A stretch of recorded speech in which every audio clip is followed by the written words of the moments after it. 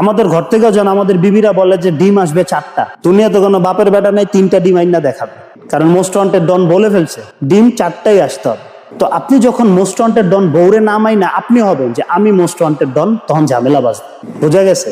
এই জন্য আমাদের প্রথম কনসেপ্ট কি থাকবে, আমার ঘরে মোস্ট ওয়ান্টেড ডনকে আমার বউ, উনি যেইভাবে লাইন দেখাবে আমি সেইভাবেই চলবো। ইসলাম এটা সমর্থন করে। দ্বিতীয় কনসেপ্ট, এবার ডন হাতছাড়া হয়ে যাইতেছে, মোস্ট ওয়ান্টেড ডন কি হয়ে যাইতেছে, সীমা লঙ্ঘন করে ফেলতেছে, হাতছাড়া হয়ে যাইতেছে। তখন যদি তার সাথে খুব বেশি থাকা না যায়, ইসলাম বলে তার সাথে কথা বলা বন্ধ করে দাও। কি করো? কথা বলা বন্ধ করে দাও। প্রথম স্টেপ কি? প্রথম স্টেপ হইলো আমি তার সব কথা মেনে চলবো, সে আমার ঘরের হত্যাকর্তা, এটা আমি মনে মনে মানবো।